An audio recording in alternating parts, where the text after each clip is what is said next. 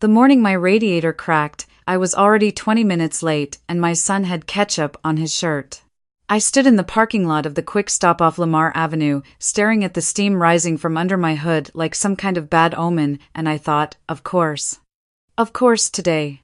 I had a 7 a.m. shift at the Hendersons' house, an elderly couple I'd been caring for going on 2 years, and no backup plan, no roadside membership, and exactly $43 in my checking account.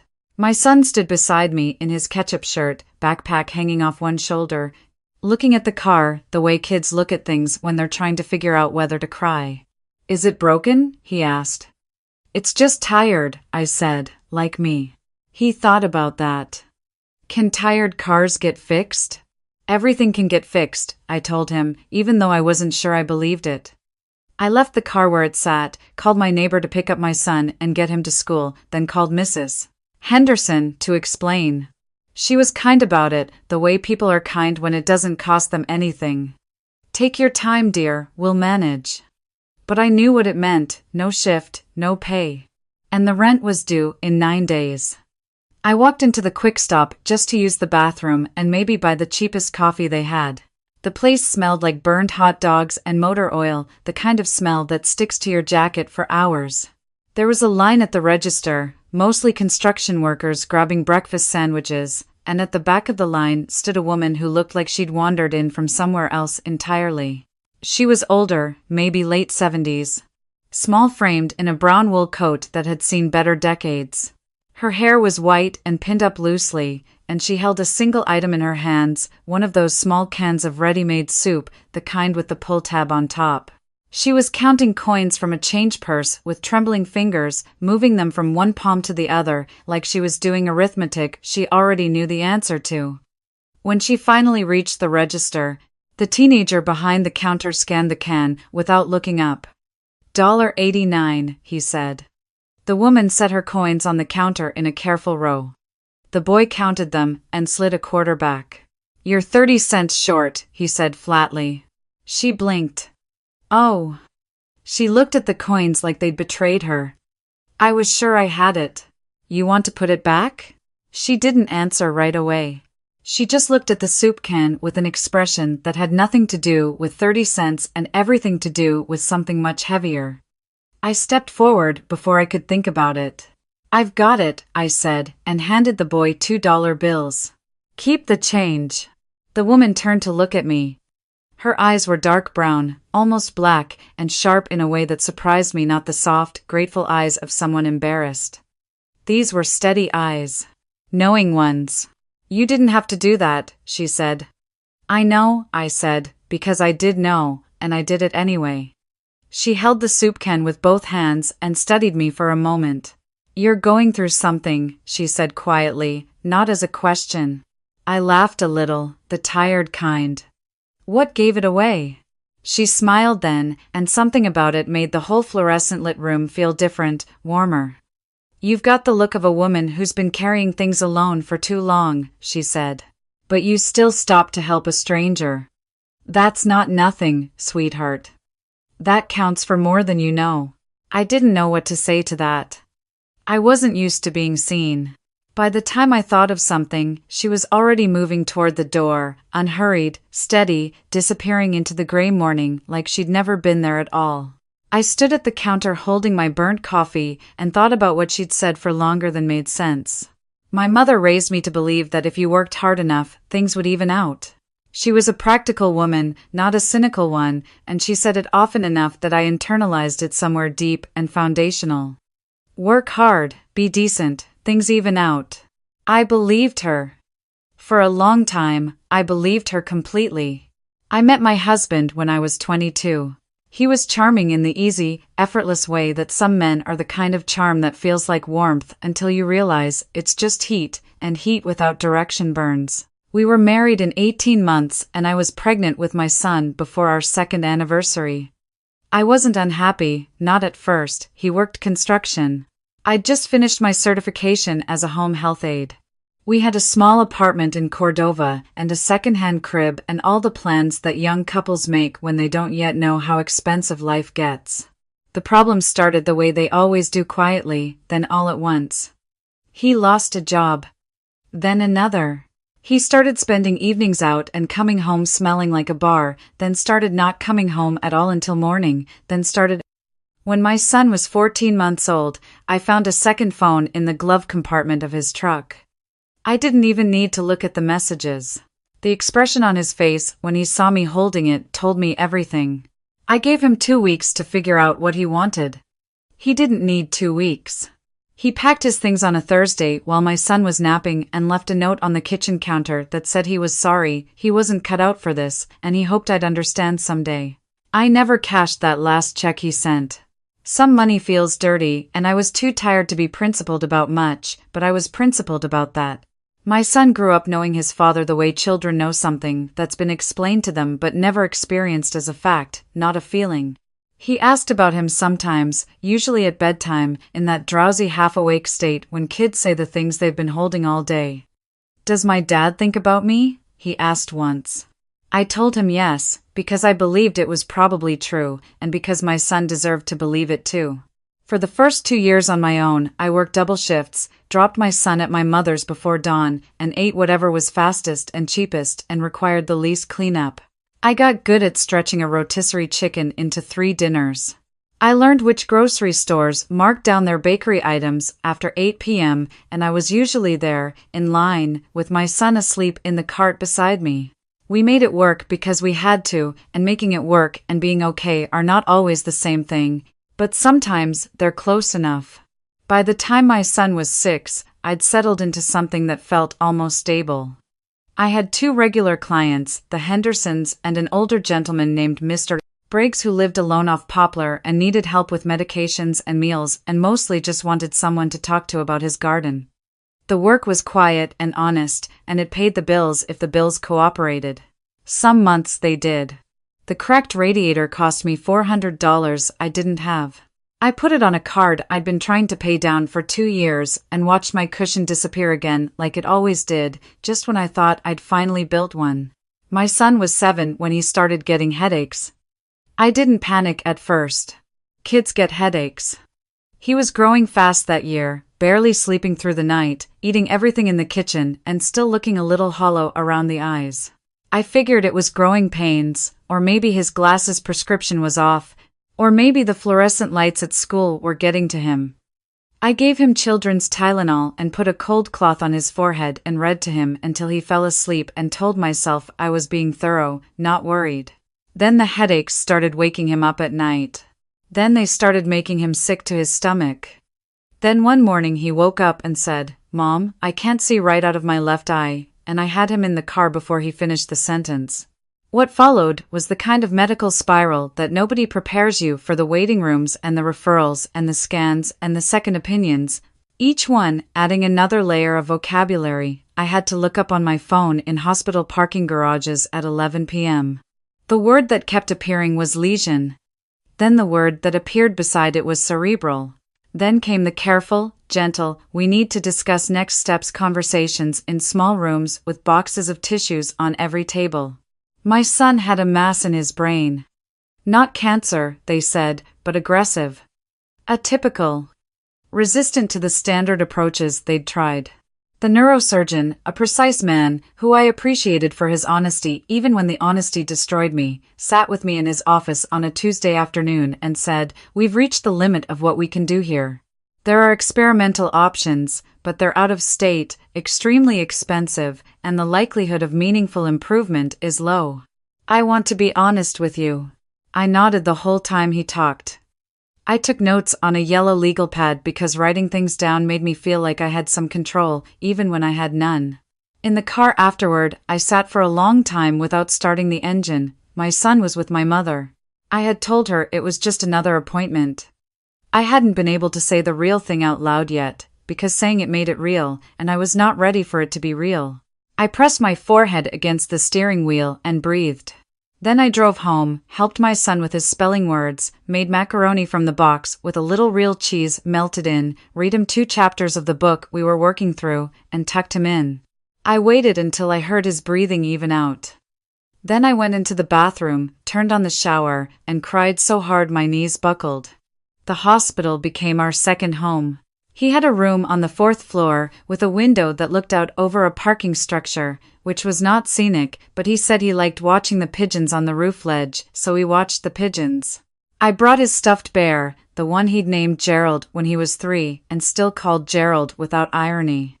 I brought his favorite blanket from home. I put a drawing he'd made on the wall beside the monitoring equipment, a crayon house with a yellow sun and 2 stick figures holding hands, labeled MOM and ME in unsteady capital letters. I held it together in front of him every single day. I smiled. I told jokes. I let him beat me at every card game we played and only pretended not to notice when he cheated. I read to him until his eyes closed, and then I kept reading because I needed to, because his breathing was the only sound in the world that made me feel like everything wasn't already over. And then I went into the hallway and fell apart. The nights were the hardest. I'd go home to sleep because the nurses made me. Because they said I had to keep my own health up for him, and I would lie in his empty bed because I couldn't bear to sleep in mine, and stare at the ceiling and make bargains with whatever might be listening. Take anything else. Take the car, take the apartment, take every hard year I've already lived. Just not him. Not my son. Around the 6th week of his admission, the doctor pulled me aside again. His voice was kind and careful, and I had learned to dread kind and careful. "We've stopped seeing improvement," he said. "In fact, some of his markers are declining. I think we need to have a conversation about comfort care, about what you want his remaining time to look like. Whether here, or at home, with hospice support." I heard the words. I understood them. I sat very still and nodded, the same way I always nodded. And when the doctor left, I walked to the window at the end of the corridor and looked out at the parking lot for a long time without seeing anything at all. My son was 8 years old, and I was watching him disappear, and there was nothing I could do. I don't know how long I stood at that window. Long enough that the light changed. Long enough that a night nurse touched my elbow gently and asked if I needed anything.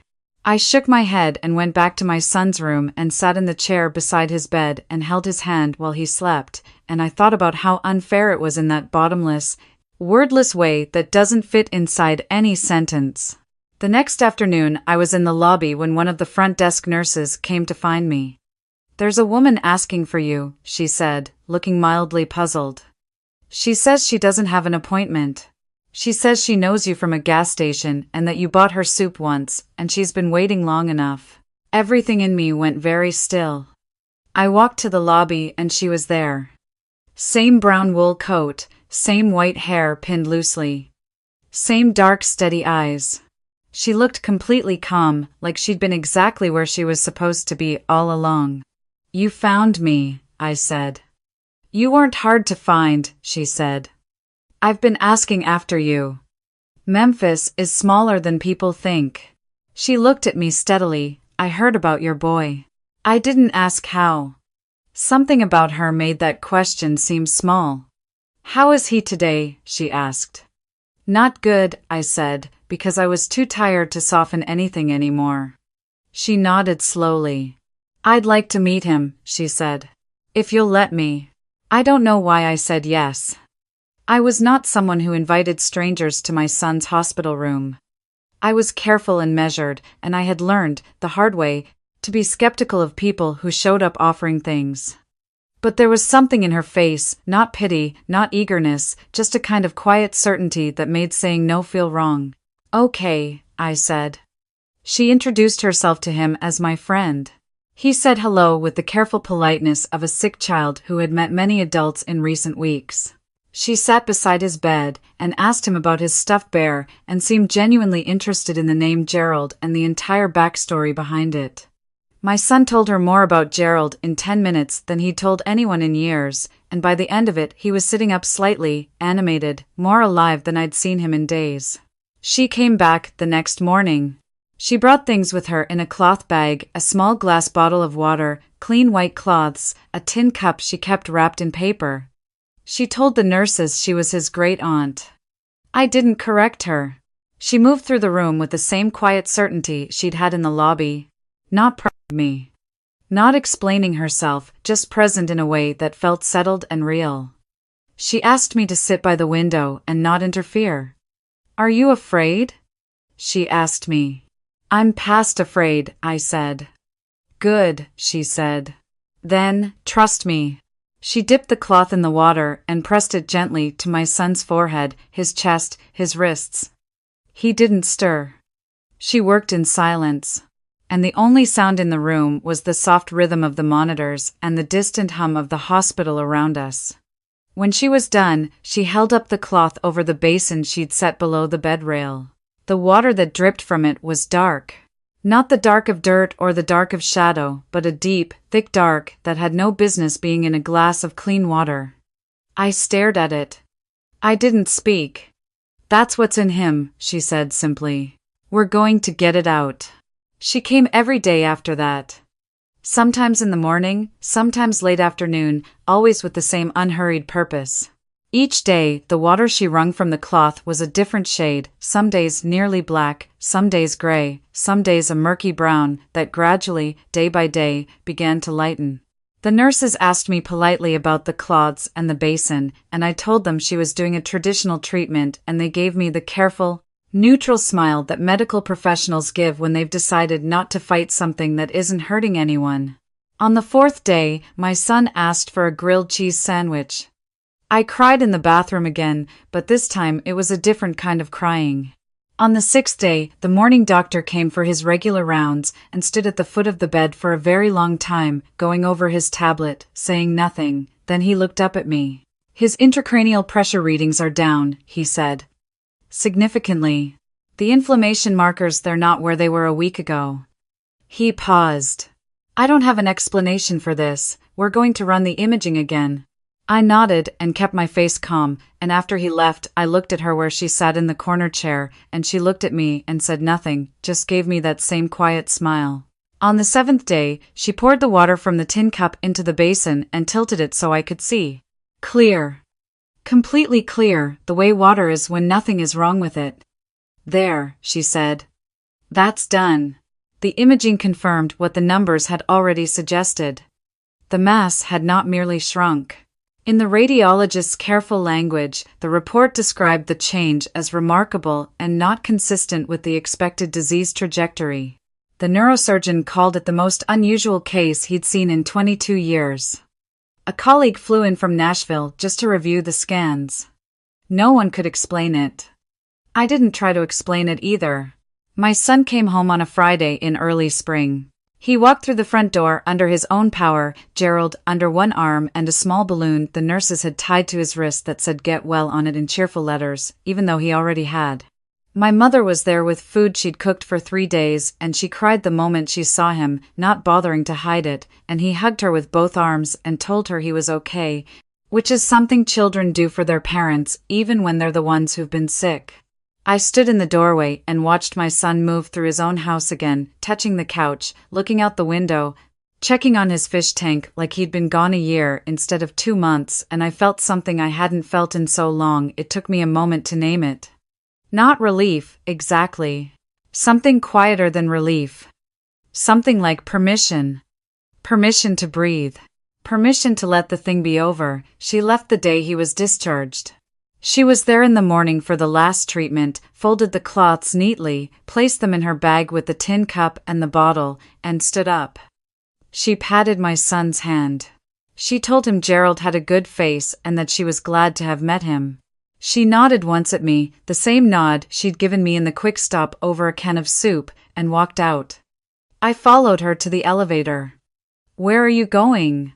I asked. "Home," she said. "Same as always." "I don't even know your last name," I said. "I don't know how to find you." She looked at me as the elevator doors opened. "You already know how to find me," she said. "You found me the first time at a register, short 30 cents, and you gave without being asked. That's all it ever is." She stepped into the elevator and pressed the button for the lobby. "Take care of that boy. He's got work to do." The doors closed. I stood in the hallway for a minute. Then I walked back to my son's room and helped him get his shoes on and carried his things to the car and drove him home in the bright, clear light of an April morning with all the windows down. 2 weeks after my son came home, I got a call from my old supervisor at a home health agency I'd interviewed with 2 years earlier and then lost track of. The agency had expanded. They were opening a satellite office in Midtown, and they needed a senior coordinator, someone with field experience and organizational skills, and the willingness to manage a small team of aides. She said she'd thought of me immediately. I didn't say yes right away. I asked her to send me the job description, the salary range, and the benefits package. I read everything carefully, at the kitchen table, with a cup of coffee and my son doing homework beside me, the way I did any decision that mattered. The offer was decent, not exceptional. I called her back the next morning. "I'm interested," I said. "But I need you to hear a few things first. The salary range you sent is the lower end of what this role should pay for someone with my experience level. I've been a primary care coordinator for 6 clients over 2 years with 0 incidents and a full retention rate. I'm also a single mother. I'm not going to take a role that requires me to work 50 hours a week framed as a 40-hour salaried position without that being clearly spelled out." There was a pause on the line. "What number are you looking at?" she asked. I told her. It was 17% above what she'd listed. Another pause. "I'll need to speak to the director," she said. "Of course," I said. "I'll be here." She called back the same afternoon. The director had agreed to 12% above the listed rate, full benefits from day one, and a written commitment on hours. "Is that acceptable?" my supervisor asked. I looked over at my son, who was building something out of a cardboard box and some tape, fully absorbed, healthy, present, real. "Yes," I said, "I'll start Monday." I thought about her on the drive to my first day of work. I thought about the tin cup and the dark water, and the way she'd said that's done with such complete, unfussy certainty, the way you say a thing when you know it's true. I thought about a moment in a gas station parking lot where everything was broken and expensive and wrong, and a choice I'd made anyway because the woman in front of me needed 30 cents and I had 30 cents and that was the whole of the math. I don't know what she was. I don't know how to put language around what she did in that hospital room, what left my son in the water and where it went after. I know what the doctor said, and I know what the scans showed, and I know that neither of those things explain it. Some things are not for explaining, some things are only for receiving. What I know is this: she saw me in a gas station at the worst point in a very long string of bad mornings, and she told me I had the look of a woman who'd been carrying things alone for too long. She was right. She was completely right. And she also said that stopping anyway counted for more than I knew. I think about that now, when the work is hard and the days are long and the budget is tight and I'm tired in the specific, bone-deep way that single mothers are tired, not from one hard day but from 1,000 of them stacked without break. I think about the woman in the brown wool coat and a can of soup and 30 cents and the way she nodded at me once and then walked out into the morning like she was entirely at peace. I don't carry as much alone as I used to. I'm learning to ask my mother for help without the guilt that used to come with it. I'm learning to leave work at work, or at least to try. I'm learning, slowly and imperfectly, that surviving a thing does not mean you have to carry the scar of it forever front and center, that you're allowed to also just be a person who woke up this morning and made coffee and has a son who is alive and doing well, and just last week beat me at cards 3 times in a row without cheating even once. Spring came in full this year. My son has started asking to ride his bike again after school, and I stand on the sidewalk in the long evening light and watch him and think about what she said that day in the elevator, that quiet confidence. He's got work to do. I believe her. So does he, I think. He moves through the world like someone who has been somewhere and come back, which is exactly what he is, a boy who went somewhere very dark and came back into the light, blinking. Gerald under one arm, more himself than ever. Sometimes at the grocery store, I find myself looking at the people around me in line. The ones who look tired. The ones counting coins. The ones with the eyes that are holding more than one thing at once. I pay for things I don't have to pay for. I hold doors. I say the small kind words that cost nothing. Not because I expect anything from it. Not because I'm performing goodness. But because someone once did that for me when I was standing in a quick stop off Lamar Avenue with a cracked radiator and a ketchup-stained sun and $43 in my account, and she handed me something that turned out to be more than 30 cents worth of soup. And it mattered. It mattered more than I can say.